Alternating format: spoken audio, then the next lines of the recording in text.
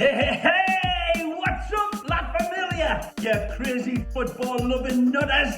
This is Ray Hudson, and you are luxuriating in listening to the Inter Miami podcast with the stupefyingly magnificent Jay and Alex, two lads who are as electrifying as a hairdryer thrown into a hot tub. Stay tuned, because you know what it's going to be. It's going to be magisterial with an amplifier.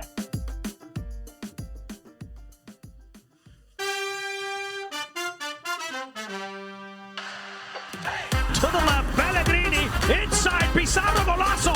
Pizarro Golazo! Here's the goal scorer, Morgan! And he's done it again! Lewis Morgan with a second of the match! Higuain will have the goal! And he's framed the top 90! It's a sensational first goal for Gonzalo Higuain! Welcome back to the House of Pain podcast. I am your host. Just kidding.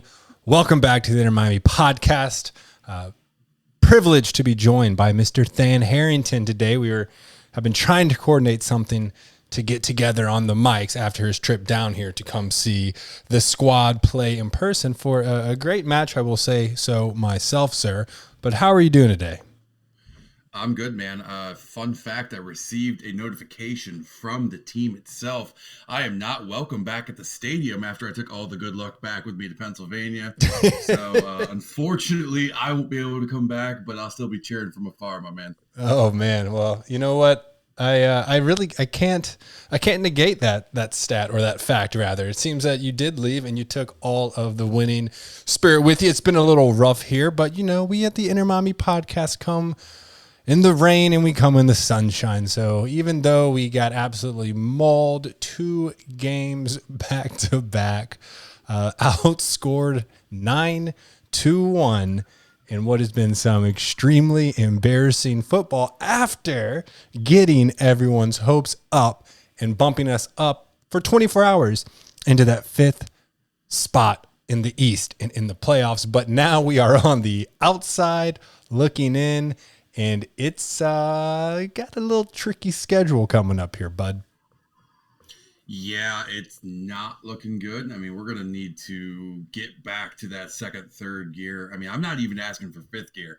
Just get in the second gear. Do something different, because we're going to need everything, it's in the tank for this last little push we've got going on before playoffs. We have to, because we had 4 games in 11 days. Came into the New York Red Bull game obviously very exhausted. I don't know if many people on that team were what I would call 100% and ready for a full 90 minutes of high intensive soccer. And it showed, oh man, it showed. Possession was not as bad as it felt, especially being at this game.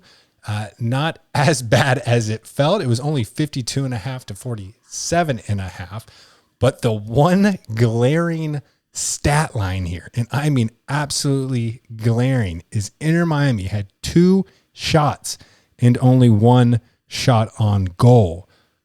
Contrast that with New York's shots, which were 27 and 9 on goal. It was a complete assault with a very tired team, a very tired back line. Frustrations came out. Fagal got 2 yellows and a red, sent off, I believe it was like the 38th minute of the first half. And we ended up getting absolutely blown out 4-0, a type of beatdown we have not seen since that New England Revs game, which started the hot streak. But I said since because the following week we go to play Nashville. Now we're without Leandro Gonzalez-Perez. Now we're without Nico Fagal. So we string together this makeshift back line, hoping for the best. And honestly, a thin team. We only like 15, 16 players on the squad. Didn't really have much place to go with this, man. It's just been rough all around. What's it like seeing that back-to-back games? So honestly, the best thing I can compare it to is in the early rounds. Well, not even the early rounds, in the FA Cup, where you have a team that just kind of fakes it until they make it, and then they run into a Premier League team and they just have it's like wood to a buzzsaw. We did not look like we belonged in the MLS, let alone USL League One. I mean, I don't know. It was a tough watch all around. And, you already hit on a bunch of the stats. But, the unfortunate thing is we aren't playing defense right now. Based off of what I'm seeing on statarea.com, we are at a 60% chance to concede a goal in our next match. And that's not good, especially when we're sitting at a failure to score of 3 matches in the last 10, which is not good for any MLS team to be at. Honestly, we need to rally the troops at what is arguably going to be the worst possible time for us to do so. For those of us, for you who were here at the beginning of the season where we touched on the key points to our season, we all highlighted these next 4 games where it's, I believe it's New York or Atlanta, Portland, New York, and Columbus. They play those 4 somewhere in there. That's not going to be an easy trip, just let alone the travel. So I don't know. It does not give me good feelings, but I'm here for the pain. I'm here for the hurt. Here we are. We're not going anywhere. I mean, it's been 2 really upsetting games, and we thought 4-0 was bad. Well, the following week we play Nashville, get absolutely raked 5-1. Different problems though. They had a little bit more time to recover, but we didn't have our two of our starting center backs. So we go to this makeshift, still the classic 3-4-3 that we've been running, but we've got Gibbs back, so he's on that left wing back spot. Then we have McCoon playing over as the left center back. We bring Gregory back as our main centralized center back. Leardom flanking him as the right center back, and then Morgan as the right wing back. So obviously this is not the back line we want to have. We really don't have a lot of subs who can come in and help out here. So it just led to more disaster. In this one, I mean, man, they're just twisting that knife inside of us. This one, wasn't even like statistically not as bad because we did have 9 shots, at least with 4 on target, but I mean, still getting outshot 18-10 by Nashville. And surprisingly enough, we did have possession in this one, about 55 to 45%. So got a little better, but this was a game that I went with. Alex and I got invited up to the club with a high-level guy we work with and a client of ours, and it was a little bit embarrassing. Ran into some people from the club that we knew there, and that night really went south quick. So now here we are, coming off 2 horrible losses, giving up 5 goals in our last game. The only good news I can focus on is that the last time someone put up 5 on us, we really searched deep. I think everyone took a look at the man in the mirror, and we started fighting for each other. That's what's going to have to happen, because we have looked very static, back to that complete lack of creativity. And we're just seeing, expected goals of this Nashville. So we were 0.5 to Nashville's 2.9. And we discussed how tough of an opponent they're going to be because of their defensive prowess. And now they have the attack, and they've really showed that attack. And I think even Mukhtar's really making a run for the Golden Boot this year. So tough beatdowns. Any positives that you would like to take away? Well, I will say that Phil is starting to push back against some of the media who have been calling him out all season. So he's still showing his fight. He is. Other than that, I mean, it's I don't want to sit here and be negative, but it's hard because we're starting to get beat down, and you kind of see some of those same ghosts creeping in that ended the season for us last year and kind of were around at the beginning. You almost get that uneasy feeling every time they kick the ball off to start the game. Like, is this going to be the death blow to the season? And if that's the case, when should we start bringing some of the kids up to get them some valuable playing time? You know what I mean? Exactly. I mean, both these games, we gave up a lot of, free kicks, especially against Nashville in the box. Lost a lot of possession. We just don't look comfortable out there. Several offsides. It just seemed like we had an overall lack of finishing and individual errors. I mean, we had Nico get 2 yellows and get basically kicked out or ejected, sent off the pitch from the Red Bull game. And then Gregory actually got 2 yellows, and the same thing happened in here. We were getting some opportunities. We did create some opportunities. We were effective with through balls. We had some nice looks from deep, but we just can't seem to have that attacking mindset. And I think everyone's relying on Gonzalo a little bit too much. We really got to search down in here. And like you said, man, the schedule that's coming up, it's not going to get easier. I mean, we are going to Atlanta, who is streaking right now. Josef Martinez is back and forth, and then we're going to Portland, and then we're going up to New York Red Bulls, and then we're going to Columbus. We won't even see another home game until October 20th when we play Toronto, who will be the weakest team of that stretch. But if we don't get something together here, we have a serious chance of going 0-6 on another 6-game losing streak. And of course, Phil is going to do everything he can to prevent that. But we're still depleted all over the place. Gregory's yellow card, second yellow, was rescinded. So he's not going to have to miss 2 games because it was going to be yellow card accumulation as well as the red card. So that second one was rescinded. But he's still at 11 yellow cards. He's still going to miss this game. And he has become such a centerpiece of this team. That's our captain. Now we will be getting, our back line back to where we want it, right? We're going to get everyone together. But damn, man, I don't know what to say. I'm authentically nervous right now for these upcoming games. It's quite scary if you ask me. Yeah, no, and I would agree with you. And, just checking the goal bans from the last 5 games or so, 60% of our games, the last 5, it was a 0-1 goal. So either we didn't score at all or we had 1 in that game. 40%, it was 4+. There's no in between. Either the game was defensive or one team was all out, flat out, all gas, no brakes. We have to be able to play a game where it's tight, where we're playing fluid offense and defense again in order to make the push we need. But right now I don't have the confidence that, especially if Gregory goes down, I don't think we're going to have the ability to play a fluid game. It's either going to be too much of column A, too much of column B, and then we're going to find a way to flub it up, unfortunately. Yeah, actually, and if I'm not mistaken, we're going to be without Nico again because of the red card. So he was yellow card accumulation and red card. We were, after the 6-game losing streak, when we started winning, we started playing much better. We gave up our lead on most yellow cards in the league, but it looks like the boys are not happy about giving that up, and they're coming right back through it. But what are we going to do here, man? I mean, we're going to be without Gregory, without Fagon, unless we're completely missing something here. We're still very, very light in reserves and people coming off the bench. We're not allowed to call up our academy players. Shawcross has had back surgery this past Tuesday. Most likely, certainly probably out for the rest of the season. Who knows if he's even here next year? He might just retire, call it quits from the sport. And I honestly don't think we got our money's worth out of that situation there. I know that they wanted him for some leadership, but how many games did he play? 3? 4? Maybe I'm just completely losing my mind here. Maybe more? Yeah, if that. And honestly, you hit the nail on the head. We didn't get the money out of him.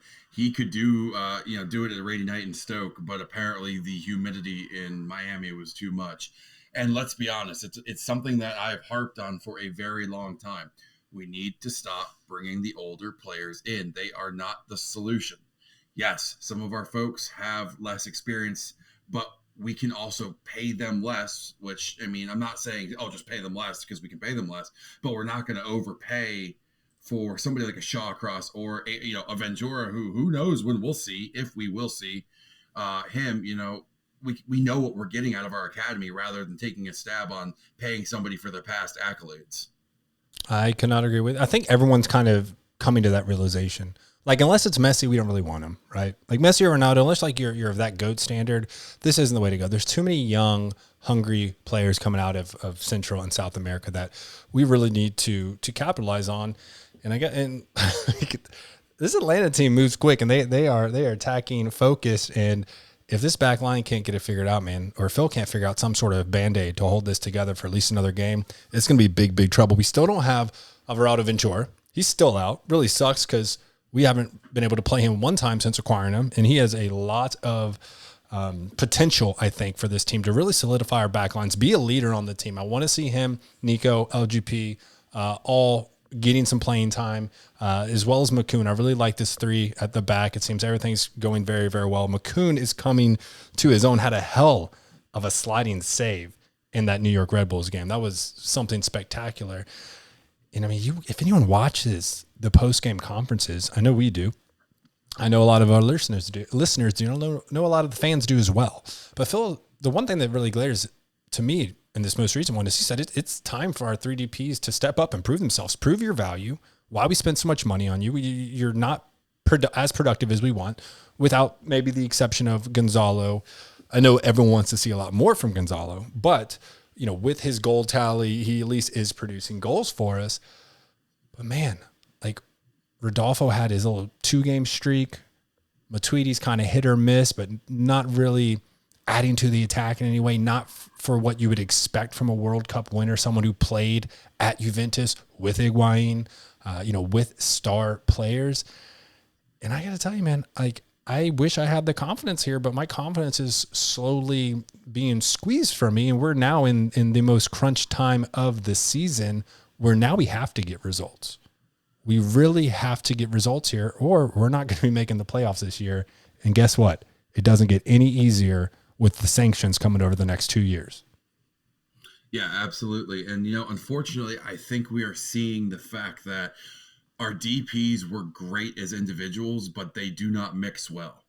The pace of Pizarro doesn't link up with I shouldn't say speed, the lack of speed that Gonzalo has.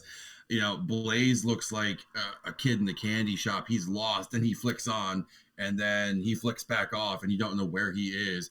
And unfortunately, we gambled and we lost. That's what it is. I will walk back my statements from a few pods ago where I said I thought Rodolfo was done.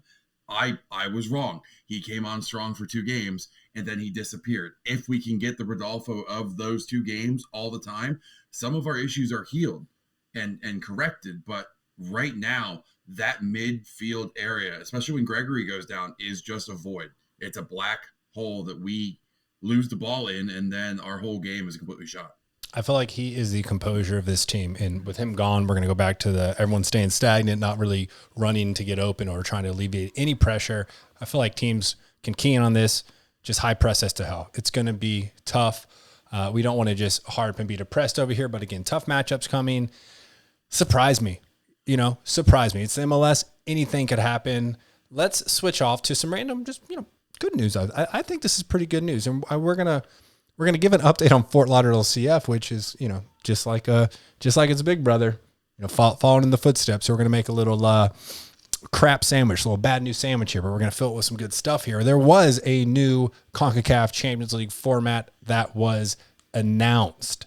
There was a little bit of confusion here because you were seeing crests from the MLS, you were seeing crests from Liga MX, you were seeing crests from the Canadian Premier League, you were seeing crests from USL Championship teams. I know Lou City was on there. Shout out the city, baby. But I really, this is going to expand. This is going to open up to 27 clubs, and it's going to start in 2023. So this will be here, really faster than I think we realize it. And the good news is, it starts in 2023, so we'll be able to get through most of those sanctions and start to build up, hopefully, a competitive team by then. But what were your initial thoughts about expanding something like that? I love it. I honestly love it. I am a fan of the MLS starting to, get involved with some of these bigger, better tournaments. The CONCACAF getting involved with Liga MX, Canadian Premier League, MLS, it almost makes it feel like a European style tournament where any given Sunday, not saying we could pull it off, but maybe we could pull a Sunday squad together and pull off a few shocks. That's what makes this sport great. Not to harp back on what you and I talked about before we started recording, but a former Moldovan, never been there before team upsetting Real Madrid. Give me that every weekend. Show me something like that can happen every weekend. That's not only going to keep the folks who love the sport around, but possibly bring in and attract some more casual fans who may just want to peek in and see what's going on every so often. If this allows other teams to get exposure, especially at the USL level, and then maybe help fill their coffers a little bit and overall improve the state of soccer in the U.S., I'm all for it. Absolutely all for it. I agree. This is actually going to incorporate regional cup tournaments. These will be played prior to the actual main stage Concacaf Champions League competition. But there will be 3 of these regional cup tournaments to begin. And the clubs will continue to qualify through their respective domestic leagues, similar to how it has been in the past. But the 3 regional cups will be played in the fall, and it will qualify teams into the CCL. And the breakdown is going to be like this. All right. So you're still qualifying to your domestic leagues. That's your MLS, Liga MX, and the Canadian Premier League, as well as member association clubs, which means that the USL Championship, USL League 1, USL League 2, National Premier Soccer League, which is the former NASL. That's where Miami FC play, and the United States Soccer Association and U.S. Club Soccer. So all clubs from these leagues can participate for a chance at getting in to the Concacaf Champions League. I think this is absolutely spectacular because, just like you said, now we're giving every club really in North America a chance. Now, there's also going to be the Leagues Cup that will occur between MLS and Liga MX, which is actually getting expanded as well. So it's going to include all MLS and Liga MX clubs, and it will also have 3 CONCACAF Champions Leagues qualification berths within that. So it's going to include the champion, the second place, and the third place finisher of the Leagues Cup will get automatically put into the CONCACAF Champions League. Following the regional cup tournaments and expanded Nations League, a 27-club CONCACAF Champions League will be played in the spring. Now, the actual format is going to also change, not just the qualification structure.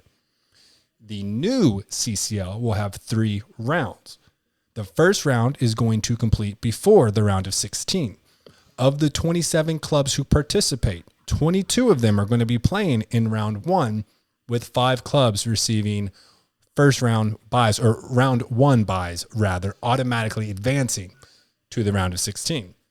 The 22 clubs who will compete in round 1 are 5 Liga MX clubs, 4 MLS clubs, 2 Canadian Premier League clubs, which is going to be decided from domestic league play as well. Also, the winner of the U.S. Open Cup, the winner of the Canadian Championship, the second and third place finishers of the Leagues Cup, 5 clubs from the CONCACAF Central America Cup Championship, the second place finisher, 2 losing semifinalists, and 2 play-in winners, as well as 2 clubs from the CONCACAF Caribbean Cup Championship, which will be the second and third place finishers. The 5 clubs who will receive a first round bye will be determined by the following. It will be the Liga MX champion. It will be the MLS champion. It will be the Leagues Cup champion. It will be the CONCACAF Central America Cup champion and the CONCACAF Caribbean Cup champion. Those will be the 5 that qualify for automatic first round bids. All of the CONCACAF Champions League rounds will include a home and an away game, and it will go off aggregates similar to how it's been in the past, similar to the UEFA Champions League. The CCL will finish with a 1-game final on a weekend so everybody can watch it. Don't worry about getting off work in time, and that will determine the champion. Whew, I need a drink of water. And all I'm asking for out of this is we get a banger like the UEFA Champions League has. Whenever that comes on, it's goosebump time. You know what's coming around the corner. Yep. So, I mean, to be honest, though, like I already said, this is exciting. If you're a soccer fan, this is fantastic. This is exactly what we need on this side of the Atlantic to really bump up fandom to that next level.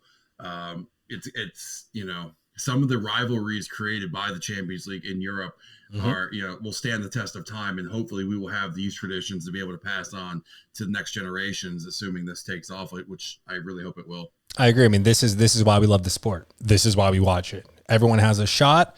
The really strong perennial teams will be able to form those rivalries. This is something to watch, and it's coming 2023. So please, Fort Lauderdale, get your back line and your shit figured out, and we will be happy. Now, as promised, let's turn that smile upside down.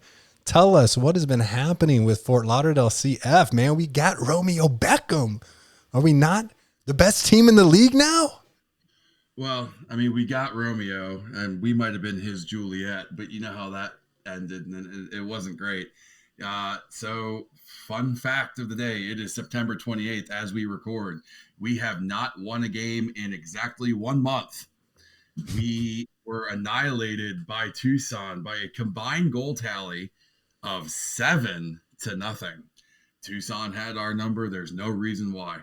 Stats over the last 5 games, we've averaged 1.2 goals per game while conceding 2.2 goals per game. We've also failed to score 3 times in those 5 games. Based off of those stats, again, provided by statarea.com, we are 80% likely to concede a goal next match. Damn, man. 80%. That's not the math you want. You want the low percent. Yeah, it's rough, man. You know, in the Achilles heel that I noticed after coming over some of the stats from the last few matches, 24% of the goals we've conceded have come between the 76th and the 90th minute. In that same time frame, how many times we scored, Jay? I'm just going to go with the trend of horrible statistics. I'm going to go 0. That is correct. Wow. Absolutely 0. It sucks when these stats can like give you a different view than maybe what you had watching the game or a stretch of games. It is because, you know, I got to be honest. I rarely miss a Fort Lauderdale game. I enjoy it just as much as the Inter Miami stuff. And there are times where I'm like, there's no way the stats line up with us. We look good. We look fluid. We look like we're going to make something of the opportunities we were given. But just like Big Brother, as you put out there, it all just kind of crashes down real quick. You know, we were climbing the table. We were looking good. Yes, we had games in hand. And we just failed to take advantage of the gift we were given and are, I believe, in 10th as we speak right now. So, don't know. Well, that's... To add some... Go ahead, sorry. No, it's okay. I was just going to say, to add to that, we are going to play number 4 Greenville Triumph. So, it's not going to get any easier. Yeah, and they're the top team. Is that correct? No, they are currently 4th as we speak. I do believe Union Omaha is on top. I think you're right. So, because they've had a phenomenal season, like hats off to them. They put it together. They've had a ridiculous run. So they're 10th. Inter Miami's 10th. Here we are. Very sad stats to us, and we don't have time. By the time most people listen to this podcast, that Inter Miami game's probably a couple hours away. We're talking about the Atlanta Inter Miami game. It's tomorrow, Wednesday, the 29th at 7 p.m. And I'll tell you, I can guarantee you, Joseph Martinez is coming for us. Zico Barco is coming for us. I mean, Hidman, their whole team is turned up right now, and we are in a lull. This could get very ugly very quick. But that doesn't mean it can't happen, man. It's the MLS, and literally anything can happen. But I think that's all we got for now. We got some big news on some drip dropping. You'll see yours very soon, I'm sure, sir. And then we'll make the official announcement. So that does bring a genuine smile to my face. But yeah, I mean, this is where we are. And right now, it's in our hands, a tough schedule. If we can somehow do this, this would be one of the more incredible feats as this club will certainly have to do, because a lot of those teams fighting for that last playoff spot, they're tough. They're tough. Doesn't mean it's impossible, but it means that it's tough. But we do appreciate everyone swinging by. Than, I know we've been trying to coordinate. It's been difficult for 2 dads to coordinate 2 hectic lives together. Happy you were able to come down here, experience that glorious win with us. I know we had an absolute blast there. I'm sure you'll be back soon. All right? Absolutely, and I want to thank the Vice City boys for not killing me at miscues. I appreciate it. It was a great time, and look forward to coming down soon, Jay. I don't think they would want any problems with a man of your stature, but thank you everyone for tuning in to the Inter Miami podcast. I am Jay Kington, joined by Fan Harrington today. Follow us on Twitter at Inter MIA Podcast, Facebook and Instagram at Inter Miami Podcast. As we leave every single episode, vamos, Miami. Vamos, Miami. Adios, amigo.